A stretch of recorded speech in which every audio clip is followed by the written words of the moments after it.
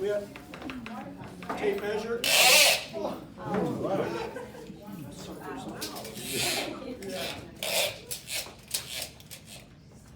Are you running the camera? She said to come in and hit record, turn it on and hit record. But it's not live. It's just recording. Okay. But it doesn't. But it's not live. Right. Okay. Right. Then yeah. Then that's my job is done here. Good job, then. Thank you.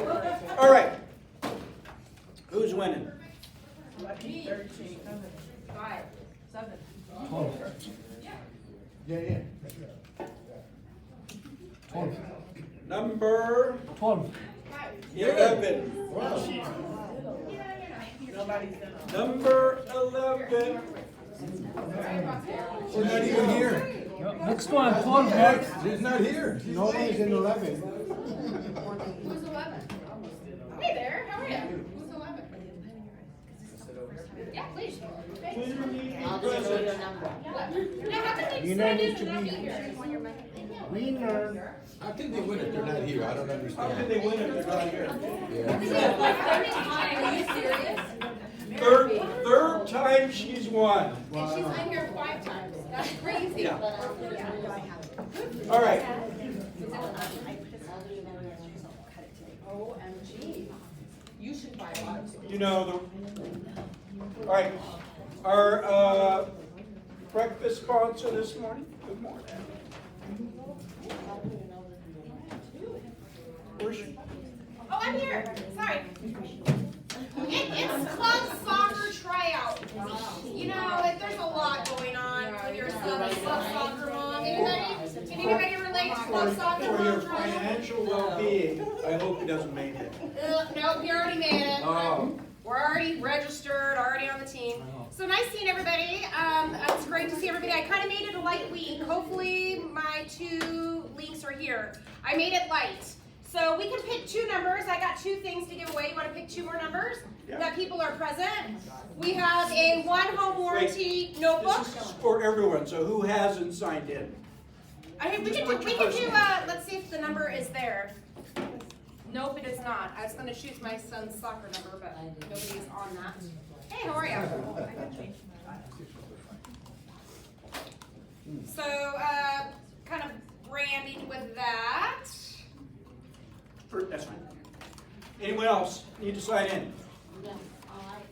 Good. Just put your first And name. then this is great. You know what this is great for? Oh, signing. Office decor.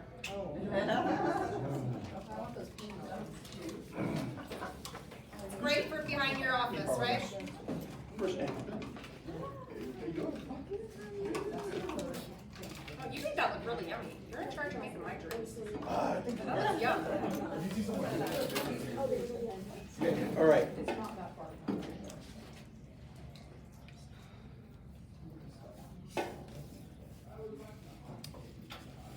First one is number 17. Right. She just signed in. I'm sorry, who? Oh, here we go, Bree. Perfect. There you go. Okay, and the decor. Number Somebody's ring. 15. 15. Jordy. She was the first one to sign in, and she's not here. Oh, next.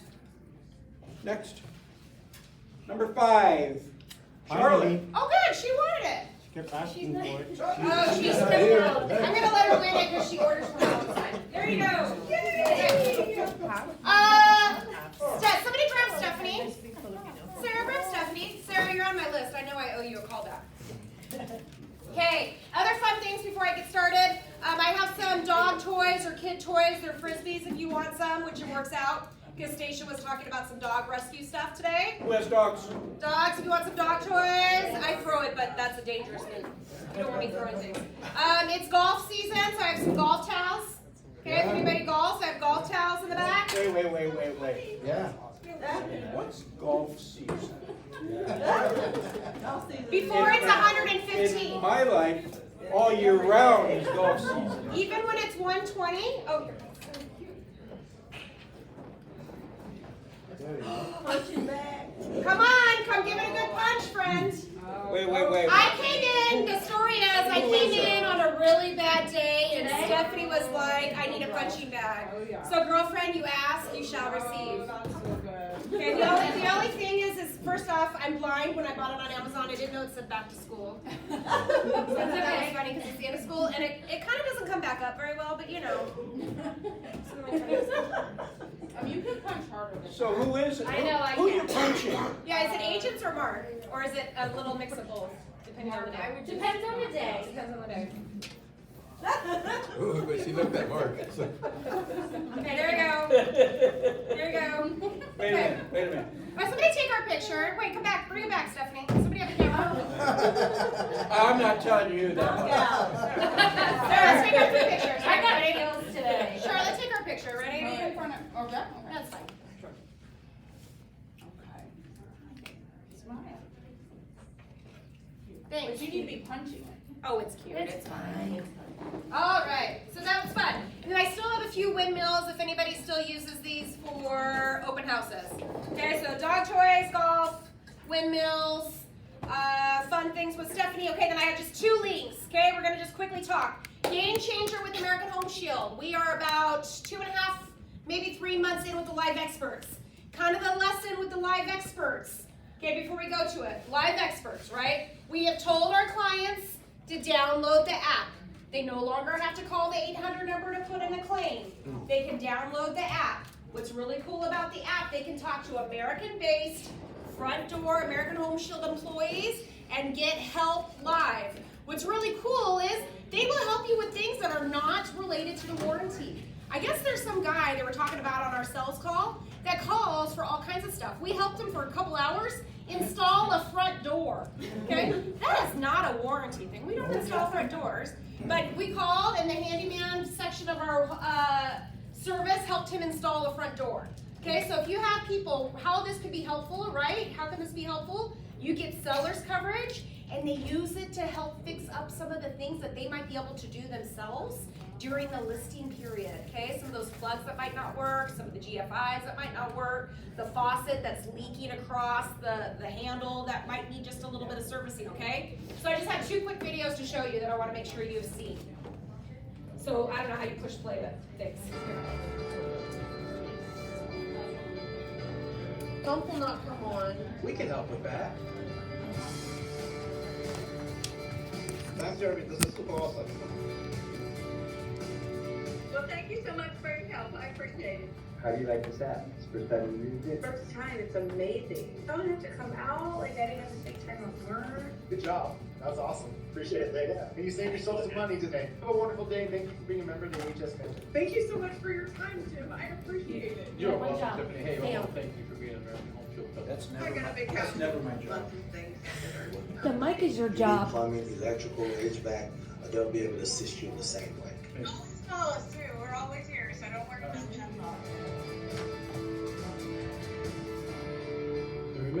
And remember, we're only one call away. That's really cool. Okay, it helped. I have 2 brokers that did it recently with Fridge, okay? Think emergency service too. I had a agent with an elderly mom, the water heater was leaking, okay? Couldn't figure out how to get the water off, don't call me.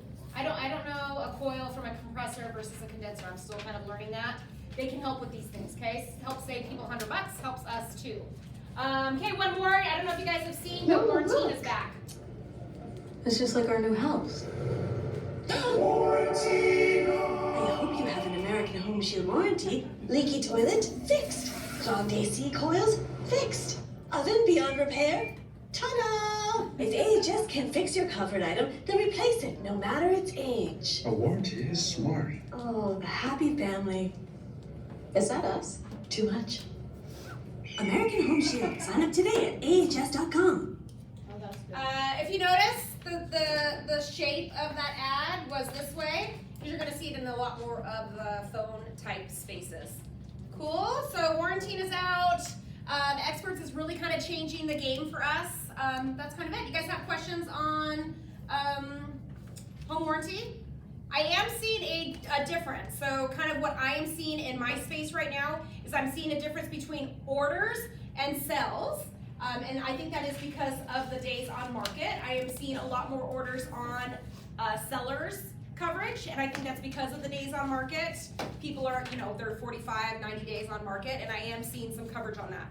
With that, I just want to remind you, seller's coverage is not going to cover the jacuzzi tub that hasn't worked for 6 years, or the leaky faucet and the garbage disposal that hasn't worked for a few years, or the faucet that has hard water mineral backup for 6 months kind of a thing, you know what I mean? It's for the AC that goes out randomly. It's for the water heater that breaks in the middle of the listing coverage, that kind of a stuff. But it's good to have to protect during that period. So if you have a listing, especially if you're gonna be in a price range that's gonna take a minute to sell, it's good to get that coverage on. So call me. All I need is an address and a seller's name and email, and we can add that coverage. What does the app look like? The icon? I don't know, American Home Shield. I'll show you before I leave. I'll be here. It's just American Home Shield. Okay, and I had to, just remember, if you're ordering, you can order yourself. Pro.ahs for you to order, right? Pro, you're a pro, that's how you order. American Home Shield is for your homeowners or for yourself for your own policies. Okay, I had somebody get all confused yesterday. Okay, that's it. I was making it light and easy. Okay, guys, happy summer. Thank you, and thank you for breakfast. Yes, thanks, guys. Oh, I'm gonna take my tea because I have a habit. All right, Rev Up starting back up next Wednesday, going through all 10. Monday is Memorial Day, and you know what that means? You're not gonna be there. It means the office is closed. It means I won't be here. It means Stephanie won't be here. It means Francis won't be here. But I still expect you all here. Just because I'm not working doesn't mean you guys shouldn't be working. And bottom line is I'm always working anyway. So if it's Monday and you need something, I'll be in town. So I'll be here for you. Calendars, lots of stuff going on. Our food truck out there, every Thursday there's a food truck, and it's the Brothers. I don't know what they serve, but they serve food. Super Summer Theater coming up. Who's been to the Super Summer Theater? Who else? Who has no idea what the heck Super Summer Theater is? All right. So Super Summer Theater is out in Spring Mountain Ranch. There's a theater, and it's a big, they have a grass area that you sit in. They have an actual theater, and they put plays on. Every summer they have plays out there. And it's really, really cool. You bring a blanket, or you bring a chair, or they rent chairs there. Yes, it's coming up. June 7th, Super Summer Theater. I'll be here. All We right. had so much fun last year. Yep, Joseph and the amazing Technicolor Dreamcoat is going to be the play, and it's just, we're talking summer in Las Vegas where it's 110 degrees, but you oftentimes have to wear a jacket up there. It really cools off. Once the sun goes down, they have a play going on. You bring, like I say, bring a blanket. You bring, a picnic lunch. Bring some wine. It's just a really, really cool event.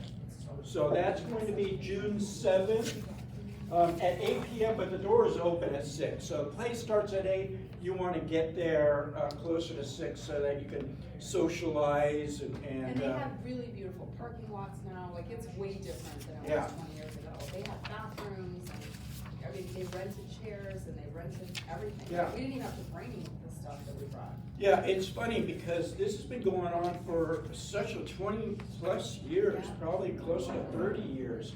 And so many people in town have no idea, and it's a great venue, and actually the plays are pretty good as well.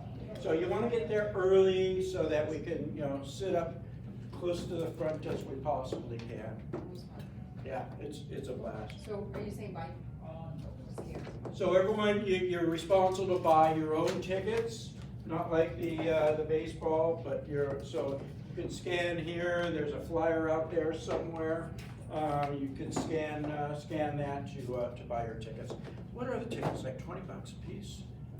They're not a lot. Yeah, I think they're $20 a piece, so it's a fun event. Is John here? He's not back yet. He's not back yet, all right. So, after the meeting today, is that right? This is, yes. Yeah. So after the meeting today, John will be teaching a class right here, and it's about disc selling. So if any of you know about your disc, it's important to know your personality traits in order to be able to teach to it and learn your clients, because the way you speak to somebody that's a high driver is different than somebody that's more analytical. So, John does a really good job teaching that. Yeah, I've personally been in that class. It's super insightful, and it's really going to help you guys out with your clients. So I highly suggest you guys join that. Yep. Hey. All right. So I'm going to keep it short today because I know Matt's going to be up here talking. But we do have some really cool upcoming events. I know we are doing a couple CE classes upcoming. I know there is going to be one here next Thursday instead of the sales meeting. It's going to be with Kurt Kaplan. He's a fantastic probate attorney that's been doing probate for about 30 years. Yep, he has a flyer up there. I didn't even see that. But so in lieu of our business meeting next week, we are having a CE class right here. It's going to be from 10 to 1. It's a full 3-hour CE class, free CEs. Food. And make sure if you guys are going to register, there's like limited spots left. We're already at almost 45 registrations. So definitely make sure to register, because if not, you guys won't have the spots. But besides that, I do want to give you guys kudos again, back-to-back months of being the top supporter for ROC Title out of all the real Southwest is best. Southwest is best. Oh yeah, said it best. But seriously, don't think it goes unnoticed. We truly appreciate you guys' support in business, and if there's anything I can do on my end to help you guys out, you guys You're let me the know. best. That's right. Thank you guys. All right, more training. There's calendars everywhere for training. Let's talk stats. Do we really want to? Not pretty. Active listings. First time I've seen over 9,000 in I don't know how many years. Quite a while. So we're at 9,284 listings. Of those, 6,557 are single family. Look at the month's inventory, 3.7. We're creeping out of, we're not completely out of a seller's market, but we're definitely creeping out of a seller's market right now. Once you get into, 4 to 5, it's more of a even market. Once you get above 5, it's more of a buyer's market. So who knows what's going to happen? It's all based on interest rates. If interest rates were to come down into the 5s, we'd see the market heating up again. And who knows if, well, it'll happen. I shouldn't say if, it will happen at some point. I just don't know when. I can't say if it's going to be this year, next year, or what. But yeah, let's compare it to just 2 weeks ago. So 2 weeks ago, active listings were 89. We're 92 now. 2 weeks ago, inventory was 3.4 months. We're 3.7 months now. So you can see the market has shifted quite a bit in just a couple of weeks. Any comments on the stats at all? So the takeaway for the buyers or sellers for that is what, in 2 sentences? So here's the thing. The takeaway for the buyer is going to be different than the takeaway for the seller. You always want to be selling the benefit. What is the benefit right now to a buyer based on these stats? Negotiation, right? Well, there's negotiation. Yeah, there's lots of inventory to choose from now. Whereas in the past, there hasn't been. You're going to have less competition. You're not going to have as many multiple offer situations as we have in the past. You can ask more for repairs and concessions. Yeah, right? absolutely. It doesn't mean houses aren't selling though. One of our newer agents took a listing last week and it's already under contract. So the key is making sure when, and it's more important now than it was before when you're listing homes to make sure that it's priced right. In the past, when it was a seller's market, pricing almost didn't matter, or didn't matter as much. So you just gotta be always selling the benefit. So for the seller, what's the benefit? Benefit for the seller would be, I don't know, what is the benefit right now? It's all depends on the motivation of the seller. You wanna dive deep into the motivation and, make sure it's all about pricing. If they're priced right, it's going to sell. You gotta let them know that, homes are still selling. All right? With that being said, we're honored to have Matt Hoff. He's the Chief Title Officer at ROC Title. Matt, how long have you been with him? So June will be 7 full years. I'll be one of my age. Yeah, That's awesome. Yeah, definitely. It's been a journey, but I've been lucky enough to be a part of the ROC Title family. We're the Realty One family. We're the lucky ones. Yeah. So he's going to be answering all questions regarding. We have some questions prepared, but we don't even need to ask them. It just. Also, I don't want to bore you guys with the commitment side of it. I know a lot of you have seen a commitment, what it entails. If you haven't seen a commitment, reach out to Anthony, he'll get you some deals. I want to touch base on it, just kind of go through it a little bit. You guys could sift through it. This commitment right here, it's really marked up.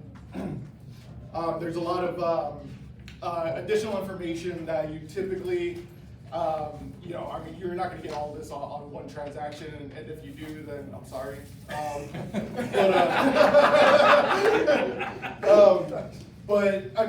Again, this right here is what's going to basically, I know there's a lot of moving parts in the transaction. This is going to be your baseline.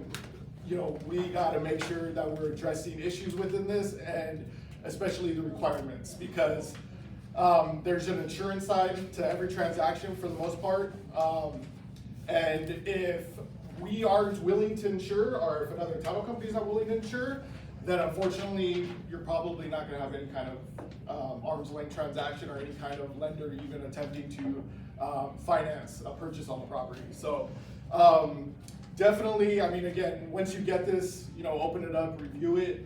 If you guys have any questions, our escrow officers, they're well versed in the commitment and what it entails. I know all you guys, on a personal level for the most part, and if you guys have questions, you gotta reach out to me, email me. If there's something where it pops up that, hey, I've never seen this before, is it a red flag? Is it something that we need to address? And escrow can't give you a well-versed answer that's acceptable to yourself or your client. Give me a call or shoot me an email, and I'll do my best to interpret what we're looking for and if you should be concerned, during the transaction. So this is what you'll get. Again, this is our cover page. We have our basic information pertaining to the property, our proposed insurers. Who are we issuing the policies to? So in this case, it would be the buyer in the transaction will be obtaining the owner's policy. If it's a purchase with financing, we will be issuing a policy for the lender. Does everybody know what the owner's policy does and what the lender's policy does, by chance? Talk about the Yeah. So an owner's policy secures the owner's rights and interests to the property. So when you get that, and we close title and we issue a policy, we're saying, hey, you have this property free and clear of any other interest. So if someone were to come to them and say, hey, I was a non-vested owner, but I have an interest in this property, depending on who your policy is under, First American, DOMA, there's multiple underwriters, that will offer a layer of protection. So that policy would come into play and say, no, they're protected, you have rights to this property per this policy. We will make sure that any interest that is asserted after the policy is issued, we will make sure that we address that. And you have free and clear rights to this property. So that's kind of what we do, right? So, we're getting our payoff demands when escrow is asking you for trust documents, LLC documents. We're reviewing all that on the back end, because again, we're issuing this policy and we want to make sure that any kind of risk that may be present currently, we're addressing everything that needs to be done in order to mitigate that risk and issue that policy. Because if we don't do that, us being an agency, so we're not a direct, like going to First American right up here where they're direct, we're an agency, so we issue a First American product or another product, and we're our own separate company.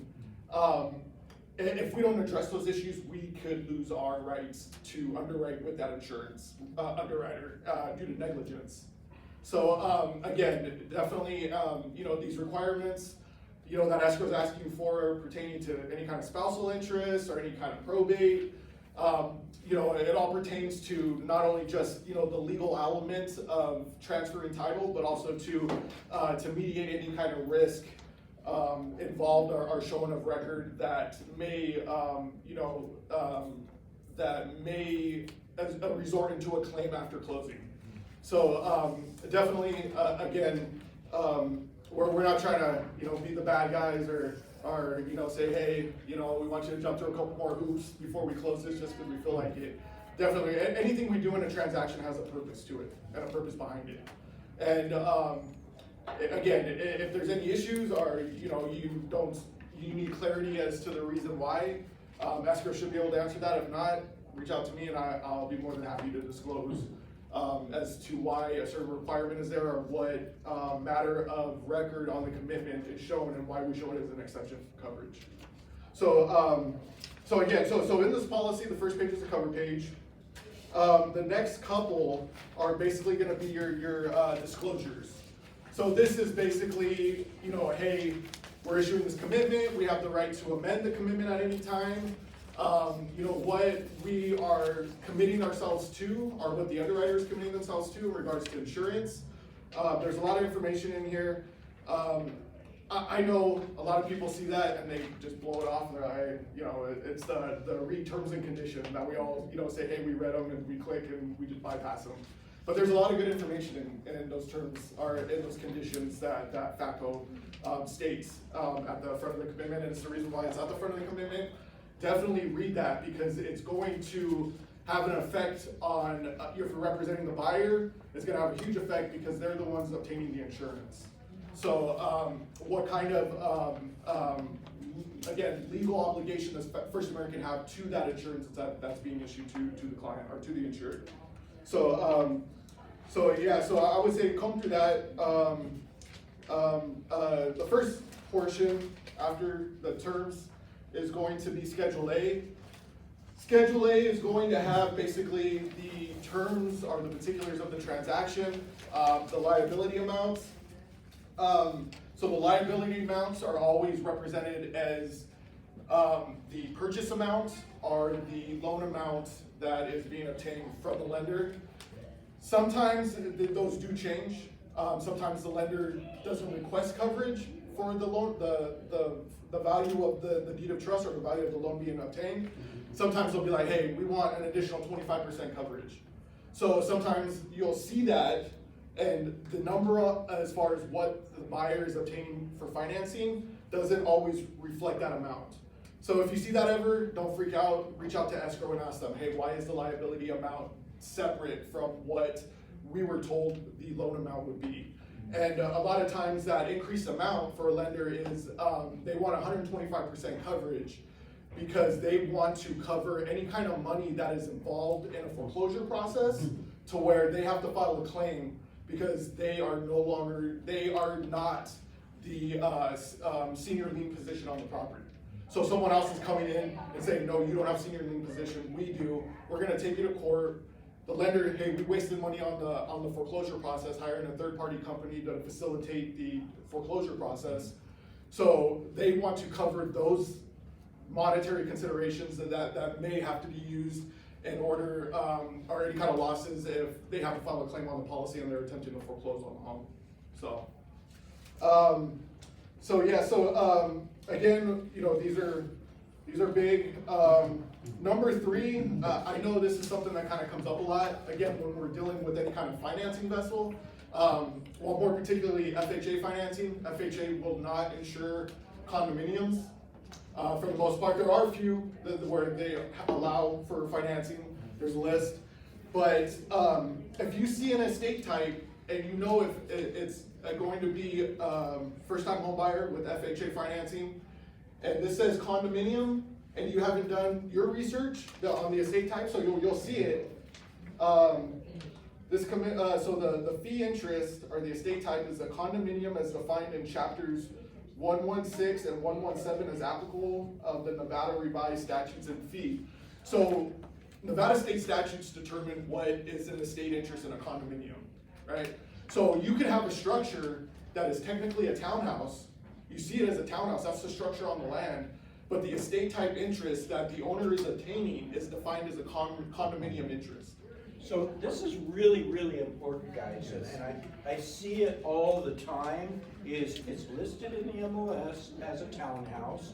The buyer writes an offer, an FHA offer, thinking it's a townhouse, and come to find out it's really a condo. So if you're reading your prelim, you'll be able to tell. It's better finding out up front than finding out 3 weeks.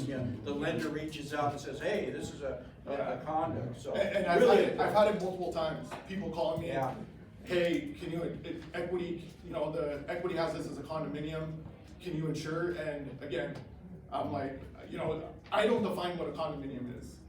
Nevada statutes define what a condominium interest is. I can't amend those, so unfortunately, you know, we have to, the estate type is a condominium interest. And that there's the legality of how they defined it is different, but typically how they defined a condominium estate is, one, their interest only pertains to the airspace within the unit, and two, they have a fractional interest in ownership interest within common elements. So, Michelle. Can you go by the property type on the tax record? So we reference the property type on, you know, whatever is reflected in the assessor's office. So again, that is the structure on the property. What the lender is concerned, securing their interest, is what what technical interest are they obtaining? Not just the structure, but what is the defined interest that they're obtaining? So you have the fee simple interest, which is basically you are taking ownership of this land, right? So we have a legal description of the land. The property is then affixed to that land, right? So anything affixed to that property, you are taking ownership of, right? So condominiums are totally different. So technically, again, there's a legal side to that. Is, you know, hey, what interest am I attaining? So you know, it's good to know the structure, of course, definitely. But as far as what the estate type or what the actual interest, the legal interest in the property, that's going to vary. That's what's going to basically technically kind of say, hey, what we can and can't do pertaining to the transaction. Tax records should be correct, but they're not always correct. Well, and this is the thing, tax records, they're awesome for taxes. Use the assessor's office if you have to verify any kind of interest, any kind of legal description, or any kind of ownership interest. Because what they do, the tax record, they will show you, hey, this is a home, or it's a single family residence, but it will not clarify the estate type. So if you go to the assessor's office, it will show the use code for as far as what the structure is on the property, and then it will reference what the estate type is. So again, and that's huge. So again, if you're looking for any information pertaining to ownership or structure, ownership interest, use the assessor's office. It's probably important to do that even when you're taking listings. You know, probably even more important when you're taking listings, to go find and make sure, you know, that it is indeed a townhouse. So are you saying that you don't provide title insurance for condos? No, we do. So it's the lender side on FHA financing where they have an issue with that. But there is an FHA approved list. No, oh yeah, no, and again, no, I'm not saying that all condos are uninsured, FHA won't finance. There are condo complexes or condominiums where FHA approves that. Right. But again, all I'm saying is pay attention to that, do your due diligence. If you know if it's FHA financing and it's a possible condominium interest, or you get this back and it says it's a condominium interest. Because again, there have been times where in your head you think, oh, this is a townhouse. It's a townhouse. I'm looking at the structure, it's a townhouse. However, as defined by Nevada state statutes, the interest is not a fee simple interest. Yep. It is a condominium interest as defined by state statutes. So, What about conventional financing? conventional, no, I don't think there's usually no restrictions. Yeah. In regards to financing. So we're only concerned about this if it's FHA financing? or- Yeah, and I don't know that, again, I'm not on the lender side, they have their own underwriters. I'm assuming it probably has to do with something with ownership interest and the fact that they just own the airspace rather than the actual structure of the property. So yeah, I'm assuming that's what it is, they have their own underwriters as to what they're concerned about. We should know, but we only need to be concerned if it's FHA financing. Yes, again, if the estate type says condominium and you know your buyer is FHA, I would, as soon as you get this, do your due diligence to make sure that the property is actually, yes, it doesn't have a condominium, it's not a condominium estate. There's a list that shows you the ones that are approved. Or again, and not all townhomes are defined as condominiums, and I wanna make that, clear. Some townhomes are, depending on, again, the technical interests of the estate that it's defined as. Some townhomes they classify them as fee simple, as your standard single family residence, So definitely, I don't wanna say that all townhomes are condominiums, estates, but some of them are, and that's something that you guys need to be on the lookout for, so we have that, we have our vesting. This is the current ownership of record. If there are any issues that we want to bring to your attention or highlight to escrow and the parties associated with the transaction, we will make a subject to within the vesting, so portion 4 of Schedule A. The subject 2s are kind of like, hey, there's something fishy. We need to address either these requirements or these exceptions for coverage. We're accepting these out. If you have questions, let us know, because they're odd exceptions from coverage, and either we need to address them or your client's going to take your policy subject to those exceptions. Definitely, and then also too, we we have our little program. It's no before, or what is it? The red light, right? Yeah. Red alert. This goes on your cover page if there's something where it's elevated risk and it has a potential to be a major issue that would affect the transaction. We send this out. We have a little checkbox as to what we need, and then you can see that. Talk to escrow again. If escrow, again, we're issuing requirements. Escrow's not. If escrow can't answer why it's there, let me know, or have escrow will call me and I can relay the information, give you a better explanation as to why we need this addressed or why we're requesting this information. So, and then that's Schedule A. Back part requirements, that's Schedule. This is Schedule B, Part 1. This is big.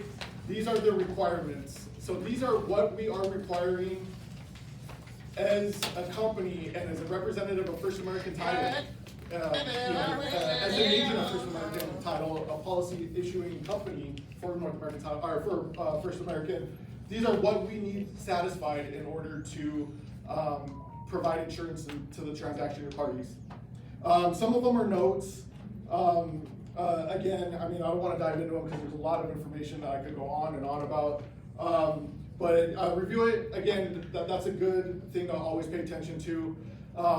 When you're getting your commitment and you're trying to look at a transaction, not all commitments have a Schedule B Part 1.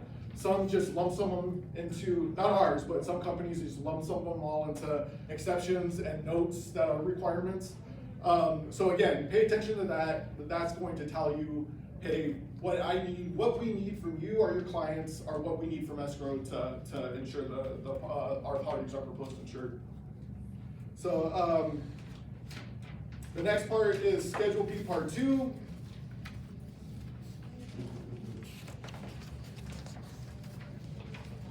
So Schedule B Part 2, these are going to be your exceptions from coverage. So these are what we will not insure if a claim arises from these certain matters of record. You know, we have problems where, or we have a lot of questions. You know, attorneys, they represent clients. You know, they call us, they review the commitment, say, hey, why do we have this as an exception from coverage? This shouldn't be an exception. This easement doesn't affect the property. It affects the property next door. This shouldn't be an exception from coverage. Just because these matters of record do not directly affect the property, it does not mean that we will remove it as an exception from coverage. These exceptions from coverage are to eliminate any kind of risk or liability to First American and pertaining to issuing a policy or issuing insurance on the property. If they see it as a potential risk that a claim could arise from the matter, then they will unfortunately accept it from coverage, and they ask us to accept it from coverage. So let's say if we have an easement to the lot next to us, if there is a chance where there might be some kind of incidental purpose or incidental contact with our lot that may arise with the claim, unfortunately, let's say, you know, Nevada or NV Energy has an easement of record to the lot next to us, but you know, it almost borders our lot, and there is the chance that, you know, that easement might encroach on the other lot pertaining to that easement. FACO sees, you know, NV Energy as a, you know, as a necessary company in order to, you know, to keep things going as needed within the community or the lot. So even though it doesn't affect our lot, we will still remove it from coverage. Because technically, yes, it's to the lot next to you, but the risk is high that they might encroach onto your lot as needed in order to have the necessary, you know, energy going within the community. So again, just because it doesn't affect your lot, there's certain matters that you'll come in here and you'll see that are exception. Don't think that we're just accepting it out to accept it out. There is some risk involved in that. That's why we're accepting it out. Again, if you need clarity or anything, give an escrow officer a call, give myself a call, and we could kind of bring clarity to that for you.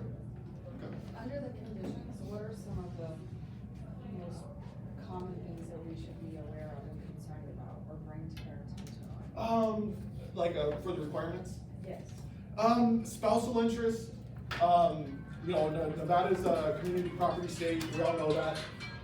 What the law defines as community property is if you are married at time the asset is obtained. So if you purchased the property unmarried and then you went and got married, technically community property doesn't exist. So it's only at assets or debt obtained at time you're legally married to someone. However, even though there is not a legal community property, there is risk involved when you have a home seller who obtained the property as a single person, but now they are married, right? So there is, you know, if they've been married for a length of time, you have the commingled fund risk, which, hey, were funds commingled at one point and were they used to purchase or to repair the existing property? Or if, you know, pay the mortgage payment on the existing property. At that point, they've had instances where spouses who, again, there's no legal community property interest pertaining to the property. However, because funds were commingled, spouses went and asserted an interest on that property, stating that, hey, I helped finance that home, or I helped, you know, for the overall maintenance, and the courts have sided with them. But if they do a spousal deed, then that takes care of all of that. Yes, and that's why you will see this requirement. You will see the requirement for a spousal deed. Okay. So again, even though in your mind, hey, no legal community property existed, why do we need a spousal deed? They don't technically, legally, they don't have rights to the property. There have been instances where they went into a court of law and they've addressed the issue of commingled funds on assets where there's no legal community property interest, and they've sided with the plaintiff, which is the spouse that is claiming an interest on the home. So if someone's been married for 20 years, does that automatically happen? as far as, Like you weren't married at the time, but then you've been together for 20 or 30 years, isn't that the definition of community property automatically? no, so a community property is defined as any asset obtained while legally married. Yeah. So if I had an asset or if I had a debt that was obtained prior to my marriage, that is my sole and separate debt, right? If I obtained a debt at the time I was married, then my spouse is also liable for that debt. Unfortunately, and that's how the law works. And in Nevada, this is something that you're probably gonna be like, what the hell? So in Nevada, and we get a lot of pushback on this, one requirement pertaining to spouse we get a lot of pushback on, is non-vested spouses. So again, so either non-vested, there was no community property interest of record, or there was a community property interest, and then the spouse went and executed a spousal deed relinquishing their interest onto the property, right? So technically, they're not a vested owner, or they have no interest in that property, right? However, Nevada recognizes the doctrine of necessity. The doctrine of necessity states that if the debt of your spouse was obtained while you guys were married and there is legal community property interest on that debt, even though they are not vested owners on your asset as sole and separate, the sole and separate property or sole and separate asset of the other spouse can be liened and obligated to pay for that debt. Yeah. But if you put your property on homestead, then nobody can take that. No, well, so homestead's a little different. So homestead it protects a certain amount of your equity pertaining to any kind of judgment creditor. So if you homestead your house, I think it's like $600,000 here in Nevada. I want to say the homestead law. The courts will protect you from having any kind of judgment creditor coming after your property, making you sell that property in order to pay that debt. So it's like $600,000 here in Nevada. So, but if you don't have your home homesteaded, and you owe more than $600,000 in equity in your property, because again, there's a threshold on that exemption as far as what amount legally that protects. The courts can make you still sell your home, even if it is homesteaded. Again, that is a whole nother, they would go through the courts, there'd be a judicial foreclosure. Yeah. Do you get a lot of properties that are under LLCs and they're not in good standing? Yes, Yeah, right? yeah, we do, yeah. So, and I just want to, I'll touch base on it right now. So the doctrine of necessity, again, says that you will be legally obligated to pay that debt of your spouse if your spouse is not directly addressing or cannot pay for that debt themselves.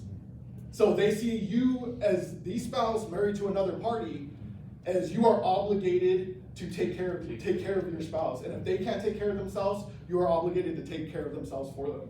Or you are obligated to take care of them for them. So you're saying potentially a spousal deed would do you no good in 10 or 15 years? Well, Because they can still lay claim to the property. Yeah, I mean, it's just all what pops up record. Again, every situation is different. Typically what we do, even if there is a spousal deed of record, we run the spouse's name. We always do we call it a GI search, which is general index. We have to look at matters, what's recorded of record. So in order for any kind of monetary judgments, or any kind of IRS lien, or any kind of lien issued from, out of a federal agency, it has to be recorded of record within the county that the property sits within. So if you record let's say you have an IRS lien, right? It is not recorded within Clark County though, and your home is within Clark County. That technically is not a lien against your property in Clark County. Let's say it's recorded in Nye County. If you own property in Nye County, it is a lien in Nye County. Yeah. So again, and that's just, we can't search the whole country for liens of record, right? We can only search within the county, and that's why those statutes are in place. So again, if in order for it to be a valid judgment lien against the property, or a valid IRS lien or anything, it has to be recorded of record. And that's what, going back to the spouses, we GI their names. If it is not a public record, then it doesn't exist to us.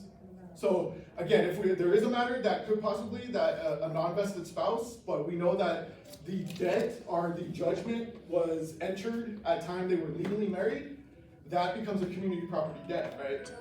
So then at that point, it could, the debtor could come after your sole and separate property because you have an obligation to take care of your spouse. Yeah. I'm sorry. I heard Utah's great. Stay single, man.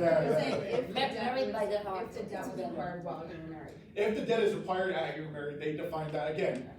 The debt would have to be community. There would have to be community property interest for the debt. So let's say your spouse had a child support, but this was before you guys even got married. That's not defined as community property debt. Okay, so spouses have to share their debt, but not necessarily their assets. Well, yeah. So the law is. You're married. You're married. He automatically has an interest. We don't require a spouse to relinquish their legal community property interest. They do it because it's a requirement usually by the lender, right? The lender won't let you borrow on a loan unless, again, and that goes back to the debt is now the spouse's debt, right? Right. So again, that's not our requirement. Hey, if you have a spouse, and it's that hey, you can take your time. We'll issue policies all day subject to community property interest. I guess my question is, with the spousal deed, does that protect the spouse or the partner who acquired the asset from having to later down the line, share it or split it with the one that signed the spousal deed? So if a court of law can decide anybody has an interest in that property. If you have sufficient evidence, and again, they say, yes, you have, hey, yeah, you're right, we feel that you have an interest in this property. We're gonna award you some kind of either vested ownership or monetary consideration of equity in the property. That's on the court. And unfortunately, we are not a court of law. Right. So if we see that, we can't make that judgment. I love you guys, and you guys are awesome. And I always take your side in a bar fight. But in a court of law, I'm sorry. Brad, do you have a question? No, I was thinking since you're going through requirements and stuff, it might be a good idea to touch on uninsured deeds. Oh, okay. Oh, yeah. Yeah.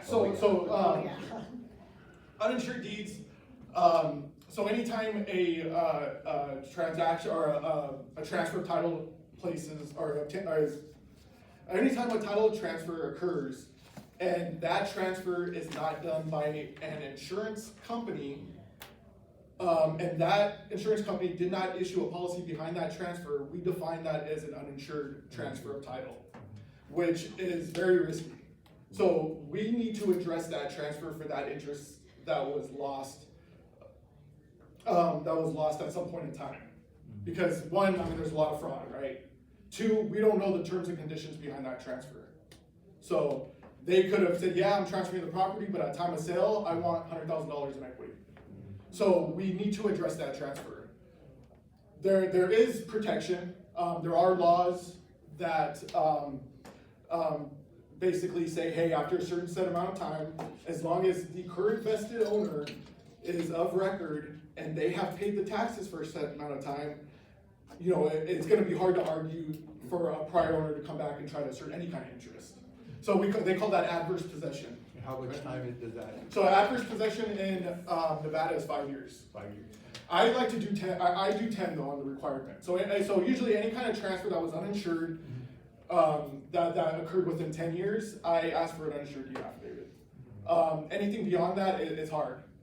So not only that, there's additional laws that protect owners or a vested owner. Again, whether the transfer was valid or not, that protect them and their ownership of that property if they've had ownership for a certain amount of time. One is, it's called color of title. Does anybody know what color of title is? So it's just, so the general thought or belief that an owner has a property free and clear of any other interests, whether the execution or the transfer of that deed was fraudulent or there was consideration or some kind of conditions behind that transfer, if they are not addressed within, I believe it's 10 years, due to color of title, again, the assumption that I have a free and clear property and I am the sole owner of this property, they are protected. So. Yeah. So, but yes, the uninsured deeds, you're gonna see them a lot. Unfortunately, sometimes these uninsured deeds come from trusts. You know, they come from entities. We need to know the role players of these people or individuals that are involved in that transfer. So if the uninsured deed came from an LLC, we're also going to ask for the operating agreement for that LLC. So we need, again, so when we ask for these documents, you know, LLC trusts, our concern is who has the powers to act on behalf of either that trust or that entity, because that's what we're concerned about, right? And we need to review any kind of governing document that would establish that as to who has that authority. So yeah, definitely. But going back to and that's what I was saying, because when you're taking a list, you want to make sure if it's under an LLC that it's active. Yes, yes. So anytime you have an LLC or a corporation or a limited partnership, LTDs are kind of rare. They're more foreign entities. Yes, you need to make sure that they are inactive in good standing. The only time that we offer any kind of exemption to that rule is if they have voluntarily been dissolved. So if they have voluntarily been dissolved and they are still a vested owner of that property and are looking to sell the property, we would just need some additional documentation. We would want a letter as to why it was dissolved. And at that point, at time, also to the effective date of that it was dissolved within the Secretary of State. And at time the LLC was dissolved, then we would reference the active operating agreement at that time to establish, hey, at time the entity was dissolved, this was the authorized signer, and then we would have them sign. You're saying the LLC is either active or dissolved? Yeah, those are the only two instances. If they are permanently revoked, or they can reactivate if it's gonna cost them. Yeah, It's gonna cost them a bunch of money, so it's just. Yeah, I mean, I've seen people pay $5,000 to have to get that activated, and you're like, why? Why do they need to get that active? You are not a legal entity if you are not active within the Secretary of State. Yeah.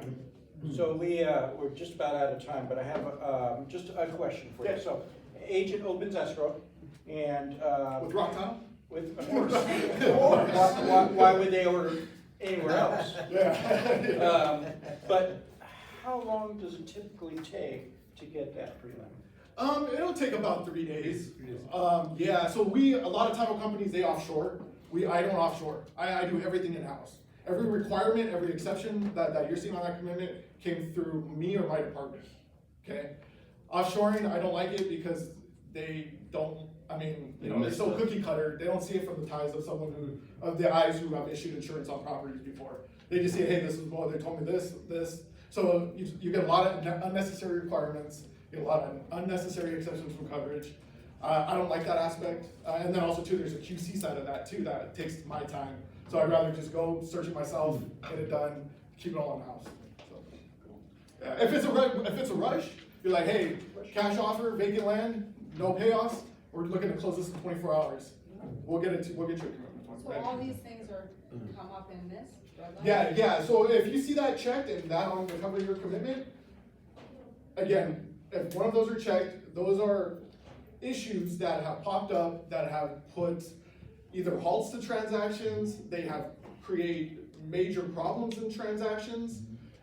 We just bring it to your attention because we want you to be prepared and we want you to address those matters ASAP. So we don't end up in a situation where we're at closing and no one knows, hey, we were never aware of this, you know? So again, we want to shine light on it, make sure you guys are aware of it, address it ASAP so we could continue to get the ball rolling in the transaction. So. One last question. How's your White Sox doing? So I'm not a White Sox fan. So what the hell's that? I know. I didn't think you were going to be filming.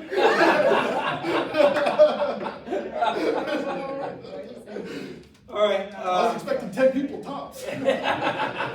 Great job.